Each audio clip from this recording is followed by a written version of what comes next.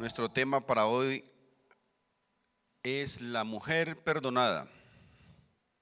La Biblia dice la mujer adúltera, pero se supone que ese día o a partir de ese día ya no es más adúltera. Es la mujer perdonada que está en el capítulo 8 del Evangelio de Juan. Dice la palabra de Dios así: y Jesús se fue al monte de los olivos y por la mañana volvió al templo y todo el pueblo vino a él y sentado él les enseñaba.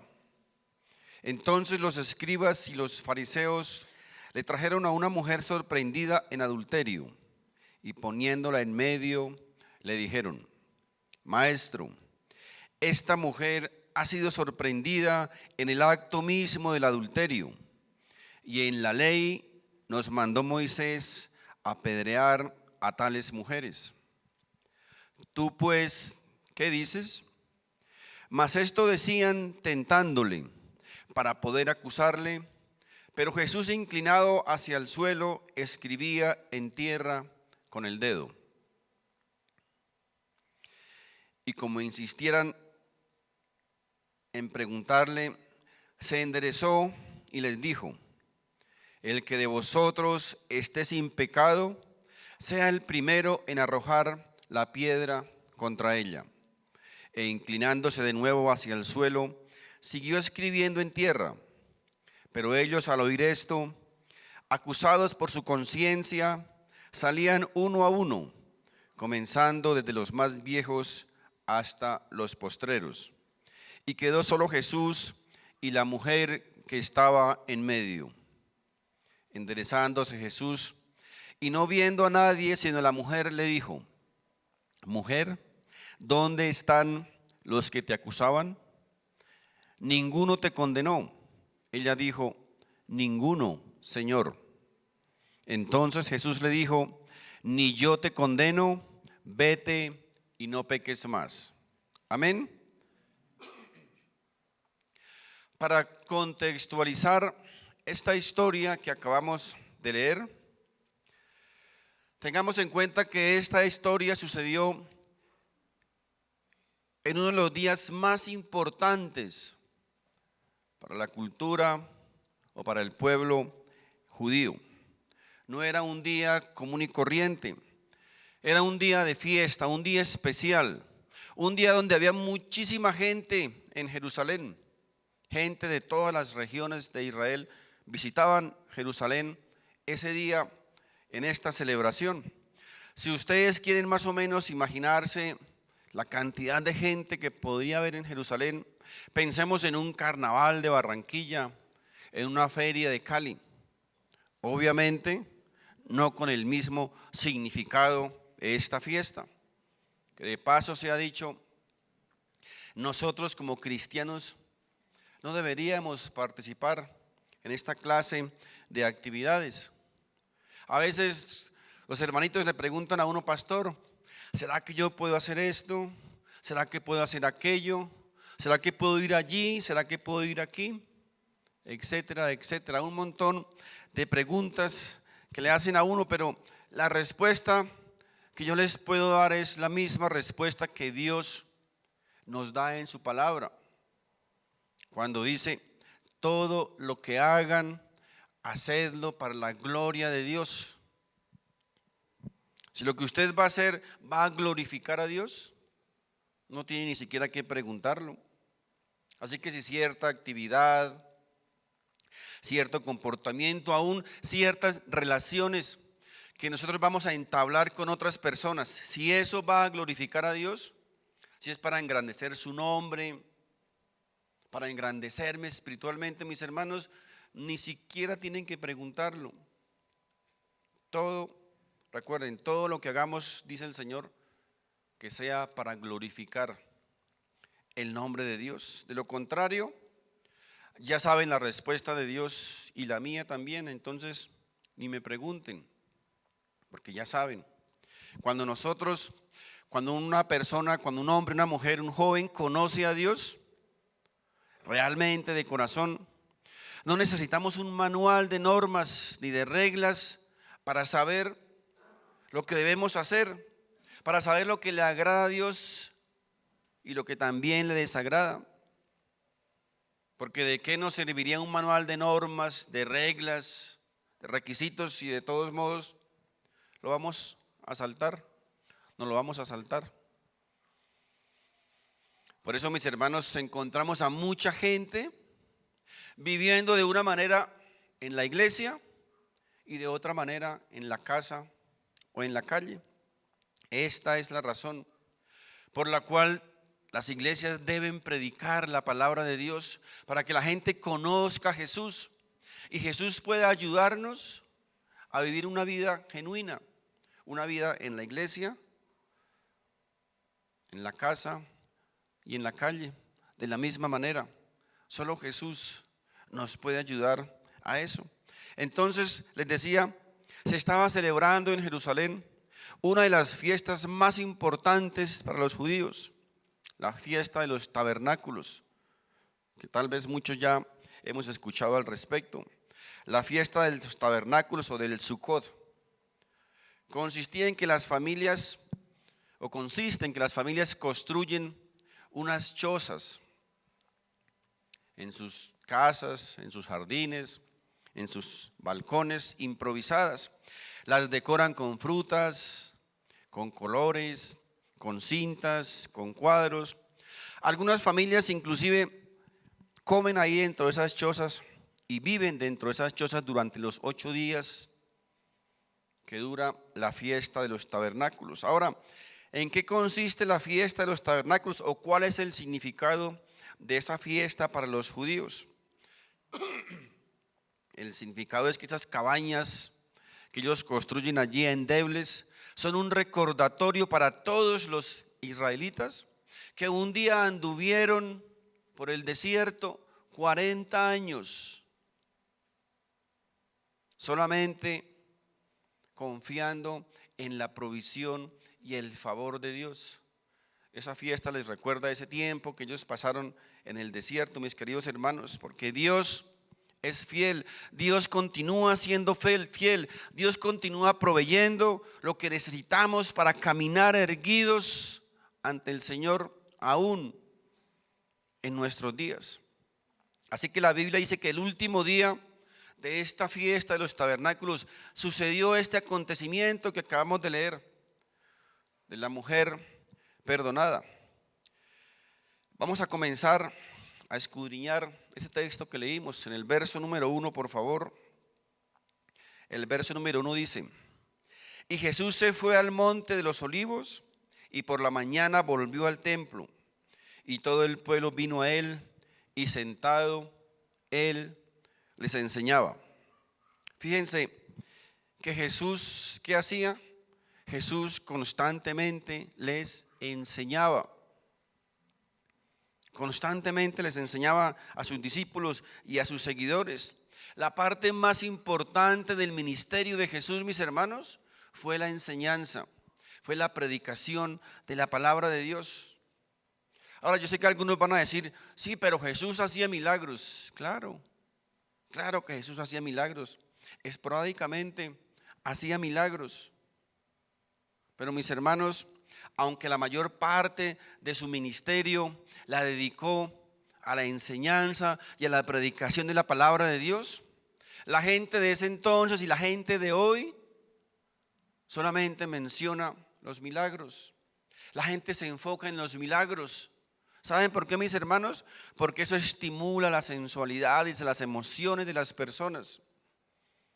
Pero recuerden, la mayor parte del ministerio de Jesús consistió en la enseñanza. Él constantemente estaba enseñando acerca de la palabra de Dios. El verso 3 dice: entonces los escribas y los fariseos le trajeron una mujer sorprendida en adulterio y poniéndola en medio le dijeron: maestro, esta mujer ha sido sorprendida en el acto mismo de adulterio y en la ley nos mandó Moisés apedrear a tales mujeres. Tú pues, ¿qué dices? Tú pues, ¿qué dices? Recordemos, mis hermanos, que el adulterio en aquel entonces, en aquella cultura, Gracias a Dios hoy no existe eso, pero en aquel entonces, en aquella cultura, en aquella ley, el adulterio era uno de los pecados que era castigado con la muerte. La mujer debía, o los sorprendidos en adulterio, debían morir apedreados o por medio de la lapidación, como se conoce. Este acontecimiento pues era un caso normal allí en aquella cultura. En aquel entonces era algo normal.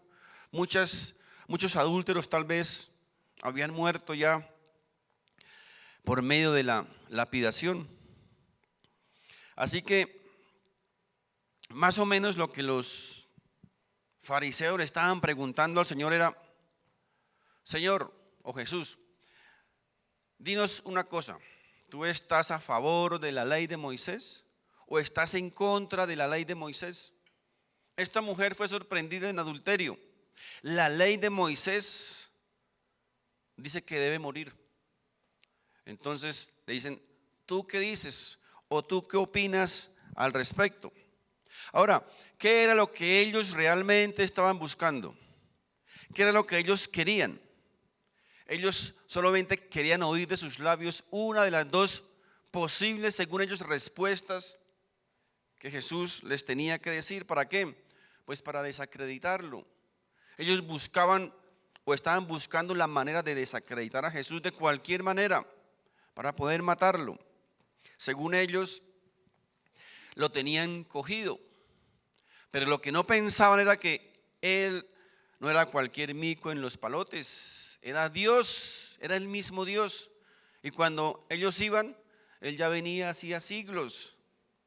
Así que, mis hermanos, ellos querían escuchar, repito, esas respuestas de los labios de Jesús. Según ellos, y según tal vez nuestro entendimiento, solamente habrían dos respuestas. Si Jesús decía: sí, hay que matarla porque así dice Moisés, entonces la gente le iba a recriminar por su falta de amor y misericordia. Y si decía: no la matemos, pues peor aún, porque estaría violando la ley de Moisés. Así que, según ellos, Jesús estaba ahí atrapado en sus cuestionamientos. Pero resulta que, aunque ellos pretendían presentarse como muchos de nuestros políticos de hoy día, impolutos, la verdad es que no eran más que unos mentirosos, manipuladores y perversos, porque el procedimiento que ellos estaban pidiendo hacer era un procedimiento ilegal. No se estaba cumpliendo realmente el protocolo que la ley de Moisés exigía. Vamos a ver qué decía la ley de Moisés respecto a estos casos de adulterio.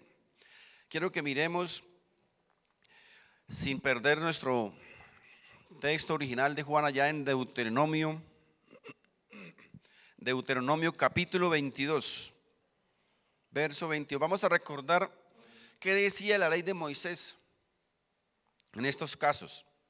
Dice el verso 22: si fuere sorprendido alguno acostado con una mujer casada con marido, ¿qué dice?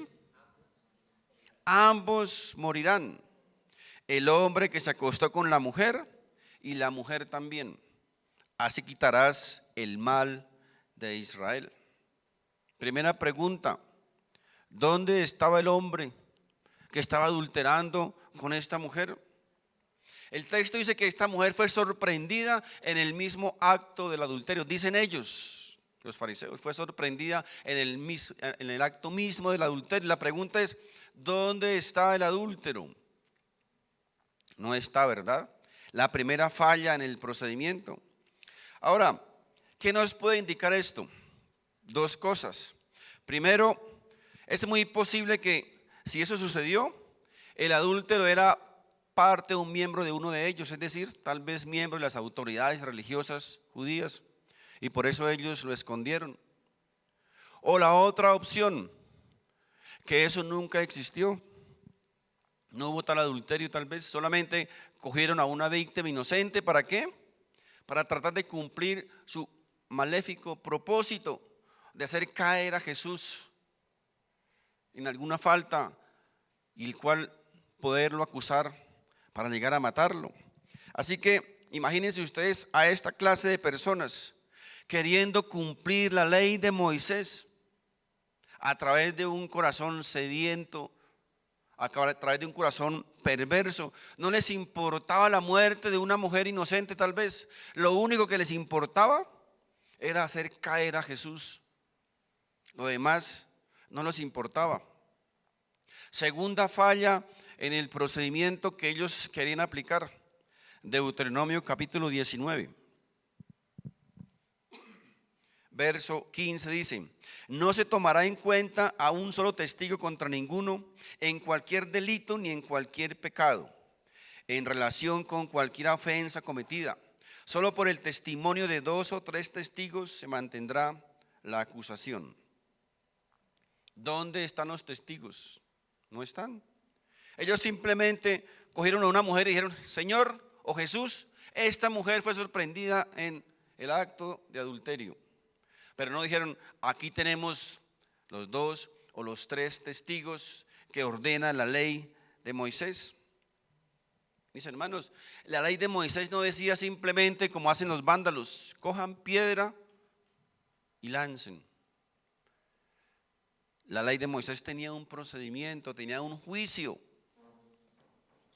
De hecho, de ahí vienen las leyes y los juicios que hoy conocemos en el mundo.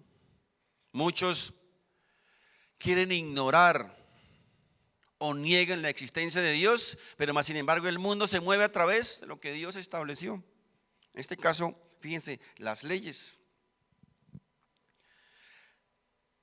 Pero estos fariseos, les decía, estos fariseos no les importaba el juicio, a ellos no les importaba la mujer, a ellos no les importaba el pecado. Ellos tenían un solo propósito, recuerden: hacer caer a Jesús en alguna falta para tratar de matarlo. Tercera falla en el procedimiento. Deuteronomio 16, capítulo 18 dice la palabra de Dios. 16, 18. Jueces y oficiales pondrás en todas tus ciudades que Jehová tu Dios te dará en tus tribus, los cuales juzgarán al pueblo con justo juicio. Pregunta: ¿dónde estaban los jueces? ¿Dónde estaban los jueces que habían hecho la investigación exhaustiva y minuciosa con justo juicio sobre esta persona? No estaban. Así que estaban violando el debido proceso que le querían aplicar a esta mujer en ese pecado o en ese delito para ellos. Otra falla en el procedimiento. Recuerden que el pueblo judío estaba bajo el dominio ¿de quién? ¿Recuerdan? De los romanos, ¿verdad? Los romanos eran las autoridades allí en Jerusalén. Y ningún judío podía quitar la vida a otro ciudadano sin que las autoridades romanas dieran el aval. Si no fuera así, mis hermanos, ya habrían matado a Jesús hace años. La pregunta es: ¿dónde estaba el permiso de las autoridades romanas para matar a una mujer? No estaba, ¿verdad? No estaba la aprobación por ningún lado. Es increíble, mis hermanos, la actitud y el comportamiento de estas personas, queriendo defender la justicia y la santidad de una nación, pero con un corazón perverso, sanguinario. Quieren aplicar la ley de Dios, la justicia de Dios, pero mis hermanos, con un corazón manchado de sangre. Era tal la hipocresía de estas personas, de estos fariseos. No era más que hipocresía religiosa. Mis hermanos, el hipócrita religioso solo vive de apariencias. El hipócrita religioso te dice algo con la boca, pero su corazón tiene otro deseo. Su corazón está pensando otra cosa. El fariseo o el hipócrita religioso quiere que la gente haga cosas solo para que tengan su aprobación, pero no les importa, no les interesa el corazón de esa gente. No les interesa cómo están actuando. Solo quieren sentirse bien ellos. Esta, mis hermanos, es la razón por la cual en muchos lugares que se autodenominan iglesias cristianas tienen un montón de normas y reglamentos para la gente. No use pantalón, no se corte el pelo, no se maquille, no se bañe, no haga esto, no haga aquello, no haga la otra. Mis hermanos, solo apariencias, solo lo externo. Recuerde, cuando nosotros llegamos a conocer a Dios realmente, Él coloca en nuestro corazón lo que debemos hacer. Él llena nuestra vida con el Espíritu Santo, quien nos guía y quien nos direcciona. Porque ¿de qué vale que usted venga a la iglesia con falda larga, sin bañarse, sin peinarse, sin pintarse, si su corazón es la cuna del odio, de la murmuración, de la crítica, de la envidia, de cuántas cosas más? ¿De qué vale eso? ¿De qué nos sirve, mis queridos hermanos? Así que si la falda te llega por la rodilla, pero la lengua por el piso, pues no sirve para nada. ¿De qué sirve, mis hermanos, la hipocresía? El hipócrita, el fariseo no entiende la doctrina de la gracia. Él no sabe qué es eso.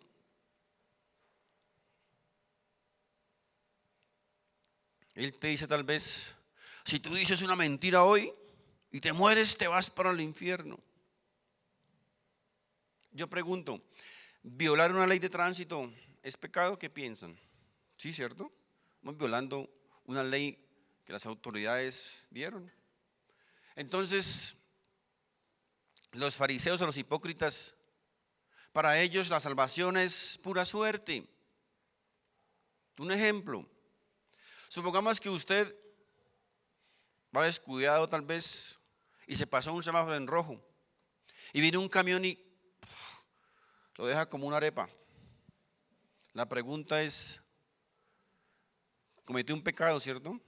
No tuvo tiempo de arrepentirse de ese pecado. Y si se muere, ¿para dónde va? ¿Para el infierno o para el cielo? Buena pregunta, ¿verdad? Si usted le pregunta a un fariseo, a un hipócrita, lo manda para el quinto infierno.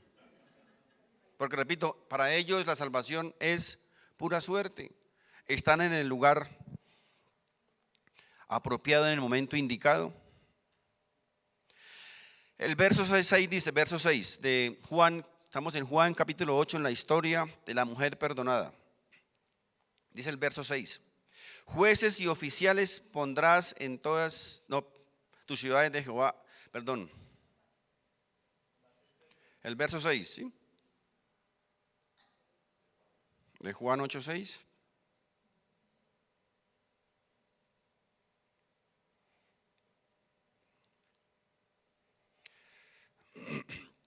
Bueno, coloqué aquí fue el de Deuteronomio. Verso 6 dice, mas esto decían tentándole para poder acusarle, pero Jesús, inclinando hacia el suelo, escribía en tierra con el dedo. Fíjense lo que les decía al comienzo, a ellos no les interesaba el pecado, no les interesaba aplicar la ley de Moisés, no les interesaba la mujer, lo único que querían es lo que dice ahí. Ellos solamente querían hacerlo caer a Jesús, cogerlo en algo para acusarlo y para poder matarlo. Ahora, ¿qué dice? ¿Qué hizo el Señor? Dice que se inclinó y comenzó a escribir en el suelo con el dedo. ¿Ustedes saben qué escribía en el suelo? ¿Quieren saber qué escribía en el suelo? Mis hermanos van a tener que esperar hasta que mueran y vayan al cielo para que le pregunten a Jesús, porque nadie sabe qué escribía en el suelo. Hay muchos argumentos e hipótesis que escribía, pero nadie sabe exactamente lo que Jesús escribía en el suelo. El verso 7 dice, y como insistieran en preguntarle, se enderezó y les dijo, el que de vosotros esté sin pecado, sea el primero en arrojar la piedra contra ella. E inclinándose de nuevo hacia el suelo, siguió escribiendo en tierra. Lo que uno puede deducir aquí es que lo que escribía en tierra era como importante, ¿cierto? Porque escribió, luego volvió a hacerlo y volvió a escribir. Tal vez era muy importante para él, pero para nosotros no, porque no nos lo dio, no nos lo enseñó. Ahora, Jesús conocía perfectamente la ley. De hecho, él mismo fue el que la dictó. La ley decía que el primero en tirar la primera piedra debía ser el testigo o los testigos. Resulta que ahí no habían testigos, no había nadie que se presentara como testigo de lo que allí aconteció. ¿Saben qué más decía la ley? Que si alguien acusaba injustamente a una persona, entonces el castigo que decía la ley para esa persona se le aplicaba al falso testigo. En este caso, si encontraban que era falso la acusación, los que debían morir eran los que estaban llevando a la mujer para acusarla. Así que, mis hermanos, repito, Jesús conocía perfectamente la ley. Jesús nunca, jamás violó la ley, porque este era un caso ilegal. No se estaba cumpliendo con el protocolo indicado. No se estaba cumpliendo exactamente los pasos que Moisés había ordenado en tal juicio. Así que el juicio era un juicio inválido. No podía aplicarse. Entonces ¿qué fue lo que Jesús hizo? Lo que Jesús dijo fue, bueno, está bien. Si quieren matar a esta mujer, vamos a matarla. Pero como ordena Moisés, porque según ustedes es lo que dice la ley. Jesús no estaba negando la ley de Moisés, estaba simplemente exigiendo que se cumpliera exactamente como Moisés decía en la ley. Porque la Biblia dice además que Jesús vivió una vida perfecta. Jamás, dice, jamás violó una norma, una ley. Fue el único hombre sobre la tierra que ha vivido una vida perfecta. El verso 9 y 11 dice, pero ellos al oír esto, acusados por su conciencia, salían uno a uno, comenzando desde los más viejos hasta los postreros. Y quedó solo Jesús y la mujer que estaba en medio. Enderezándose Jesús y no viendo a nadie sino a la mujer, le dijo, mujer, ¿dónde están los que te acusaban? Ninguno te condenó. Ella dijo, ninguno. Señor, entonces Jesús le dijo, ni yo te condeno, vete y no peques más. Si algo estaba allí claro es que si esa mujer cometió adulterio, pues tenía que morir. Era digna de aplicarle la pena de muerte porque ella merecía morir si era culpable, porque eso, recuerden, estaba establecido en la ley. Ahora ustedes imagínense a esa pobre mujer ahí, botada en el piso, desesperada, angustiada, asustada, tal vez con los ojos cerrados, esperando en cualquier momento a qué horas caía la primera piedra sobre su cabeza. Cuando escucha la voz de Jesús, que le dice, ¿dónde están los que te van a matar? Tal vez ella voltea la cara y mira, estaba sola. Dice, ya no hay nadie, se han ido todos. Mire, algo interesante también en este texto es que la Biblia dice que nadie puede llamar a Jesús Señor si el Espíritu de Dios no le dice, no le aprueba. Y esta mujer dice aquí, Señor. Esta mujer llamó a Jesús Señor. Así que nos está enseñando que ella no estaba confiando en un simple maestro, no estaba confiando en un simple profeta o en un simple rabí. Esto nos enseña que ella había comprendido que aquella persona que le estaba perdonando era nada menos ni nada más que el Mesías, el Hijo de Dios, el Salvador de su pueblo. Ahora, surge aquí también una pregunta. ¿Jesús acaso no sabía que la gente se había ido? Por supuesto que sí. Él tuvo que haberlos visto irse la gente. Entonces, ¿por qué le pregunta a la mujer, ¿dónde están los que te iban a matar? ¿Saben por qué le hizo esa pregunta? Porque Él quería que ella reconociera, que ella fuera consciente, que entendiera la realidad del pecado, que la paga del pecado es muerte, que la consecuencia del pecado es muerte. Quería que entendiera perfectamente eso, que si iba a continuar pecando, más adelante iba a morir. Porque mis hermanos, recuerden, siempre la consecuencia de todo pecado es muerte. Tal vez no estamos hablando siempre de muerte física, pero muere alguna relación, muere algo en nuestra vida. Siempre que pecamos, la consecuencia es muerte. Pero también quería que ella reconociera que el regalo de Dios es vida, vida en abundancia. Mis hermanos, allí el Señor también le estaba enseñando a esa mujer y a nosotros que Él vino a este mundo no para condenarnos, sino por el contrario, para que el mundo sea salvo por medio de Él, de Jesucristo. Jesucristo vino a salvarnos de la condenación del infierno. Jesús vino a traspasarnos del reino de las tinieblas al reino de la luz,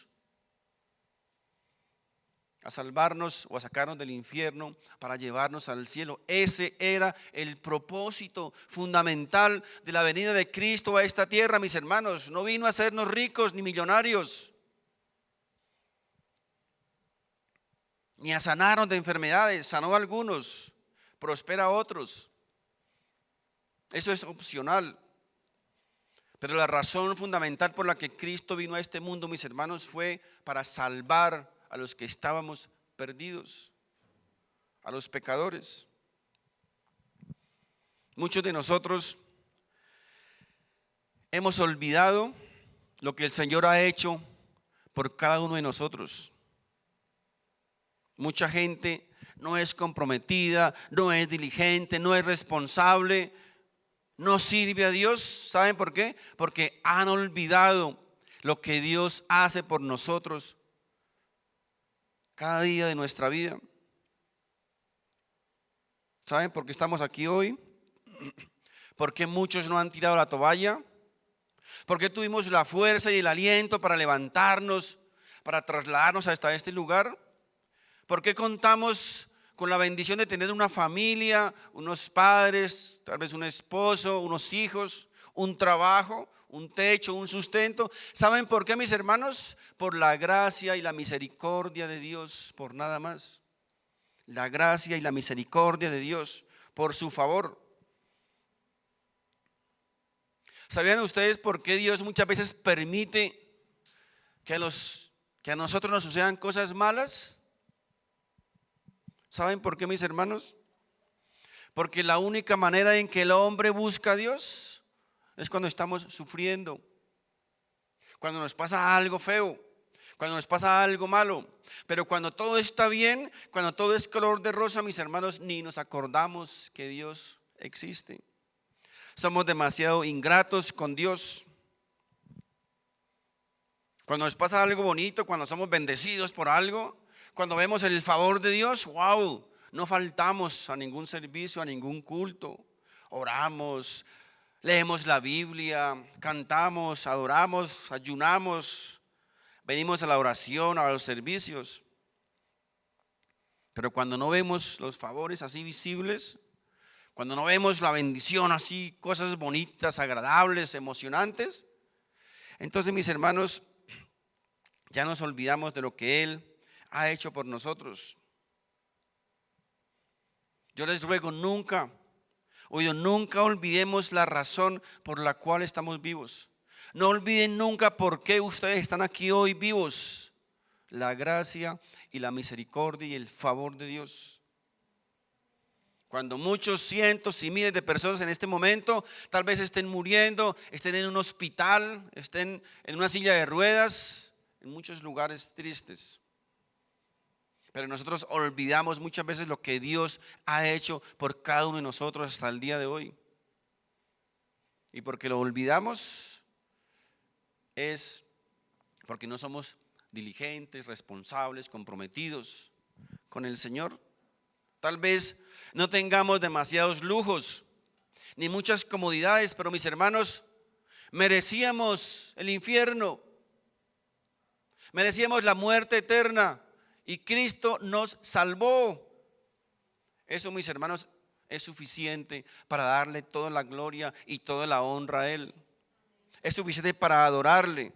Es suficiente para que mostremos esa gratitud, por lo menos viniendo a la iglesia, a adorarle, a alabarle, a bendecirle, a glorificarle, a exaltar su nombre. A mostrar, mis hermanos, a mostrar un poquito de gratitud por lo que ha hecho por nosotros. ¿Recuerdan los 10 enfermos que el Señor sanó? ¿Qué dijo el Señor? Cuando llegó uno solito, que dijo: ¿dónde están nosotros? Nosotros se habían olvidado. Recibieron el milagro y creían que eso era suficiente. Pero resulta que solamente uno fue salvo. Porque los milagros, mis hermanos, son pasajeros. Los milagros pasan. Aún Dios puede resucitar a alguien, pero ¿sabe qué? Después tiene que morirse otra vez. Mis hermanos, nos falta gratitud con lo que Dios ha hecho por nosotros. Dios merece ser adorado. No entiendo cómo un cristiano, a quien Dios ha salvado, a quien Dios ama, a quien Dios le da una familia, un hogar, un sustento, un trabajo, amor, diga un día: hoy no voy a la iglesia porque está haciendo mucho frío. Es que amaneció lloviendo. Es que está haciendo calor. Amanecí triste, amanecí con la depre, entonces hoy no voy a la iglesia. Mis hermanos, eso es inconcebible. Ay, es que no puedo ir porque es que el niño, porque es que la niña. Mis hermanos, pregunto: ¿acaso el niño o la niña no van al colegio? ¿Por qué al colegio pueden ir con frío, con calor, con gripe muchas veces? ¿Por qué al colegio pueden ir y a la iglesia no pueden venir? Mis hermanos, son excusas, pretextos, porque nos hemos olvidado lo que Dios ha hecho por nosotros. Ay, es que hoy amanecí cansado. Pregunto: si mañana lunes amanecen cansados, ¿no van al trabajo? Ustedes saben la respuesta.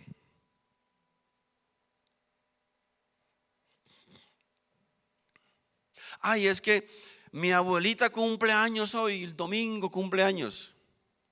Bueno, y si su abuelita cumple años el martes, ¿tampoco va al trabajo? Es que mañana domingo, ese es mi aniversario. Y si tu aniversario es el miércoles, ¿tampoco va al trabajo porque es el miércoles el aniversario? Es que me invitaron a comer. Pregunto: ¿no puedo ir a comer después del servicio? ¿O está todo el día comiendo? ¿Vas a pasar todo el día comiendo? Mis hermanos, son tonterías. Son tonterías. Dejemos de sacar excusas y no seamos ingratos con el Señor. ¿Por qué la iglesia? ¿Por qué el servicio? ¿Por qué las actividades de la iglesia siempre se pueden negociar y las otras cosas no? Lo otro no, ¿cierto? Lo otro no se puede mover. El día del servicio siempre se puede desplazar para hacer otras actividades diferentes, otros compromisos. Pero el día del Señor, no. Yo sé que ustedes tienen muy claro, por ejemplo, que no se debe hurtar, ¿cierto? Bueno, para algunos. Que no se debe mentir, algunos también. Que no se debe adulterar, que no se debe fornicar. Está muy claro, ¿cierto? ¿Por qué? Porque está en los 10 mandamientos de la ley de Dios. Mis hermanos, les recuerdo que el día del Señor también está en los 10 mandamientos. Son 10 mandamientos, no son 9. La Biblia habla del día del Señor, un día para dedicárselo a Dios, para alabar a Dios, para expresar nuestra gratitud a Dios por lo que todos los días hace por nosotros. Ahí está también, es un mandamiento.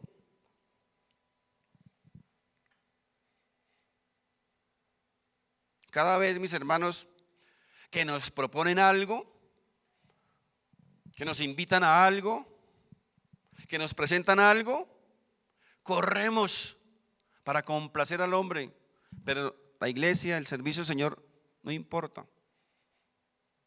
Después, pero si cantamos, si adoramos y decimos, Señor, tú eres lo primero en mi vida, y hasta corren las lágrimas por los ojos, tú eres lo más importante. Mentiras, mentira. No es lo más importante. Para muchos es lo último, es lo que sobra, pero no es lo más importante. Ay, pastor, es que es mi mamita. Mis hermanos, tu mamita, amén por tu mamita, hay que amarla, hay que honrarla, pero tu mamita no es lo más importante. Lo más importante en tu vida es quien murió por tus pecados, quien derramó la última gota de sangre para salvarte, para sacarte del infierno y llevarte al cielo. Él debe ser lo más importante en nuestra vida, pero no lo es para muchos. No lo es. Mis hermanos, entiendan esto. Para mantener una fe viva, Dios nos ha dado iglesia, nos ha dado palabra, nos ha dado hermandad, nos ha dado oración para mantener nuestra fe viva. Cuando nosotros hacemos a un lado estas cosas para ocuparnos de otras cosas, cualquiera que sea, nuestra fe comienza a debilitarse. Tu fe comienza a debilitarse si hace a un lado las cosas que Dios colocó para mantener viva esa llama de la fe, de la devoción por Él. A veces dicen muchos y muchas, ay, es que no siento a Dios. ¿Han escuchado? No siento el deseo de ir a la iglesia. No siento el deseo de orar, de leer la Biblia, no siento. ¿Saben qué te pasa, mi querido amigo y amiga? Que te falta comunión con Dios. Necesitas venir más a la iglesia para adorarle, para alabarle, para honrarle, para glorificarle, para que Dios le llene de eso, ese deseo ardiente, ese anhelo por conocer cada día más de Dios, por honrarlo, por adorarlo, por lo que Él ha hecho por cada uno de nosotros. Eso, mis hermanos, es gratitud. Es gratitud. Pero el ser humano es muy ingrato. Si somos ingratos con Dios, ¿qué esperamos con las personas que nos rodean? Quiero, mis hermanos, para terminar, recordarles que si usted está aquí hoy escuchando este mensaje y no se ha arrepentido realmente de tal vez las porquerías que ha venido haciendo o pensando, si no ha entregado su vida a Cristo, si no ha depositado su confianza en Él, un día de estos, cuando usted menos piense, esas piedras que iban a caer sobre esa mujer van a caer sobre su cabeza con toda la fuerza del universo, y no va a estar allí Jesús para salvarle. Pero si usted se ha arrepentido realmente de corazón, se ha depositado su confianza en Cristo,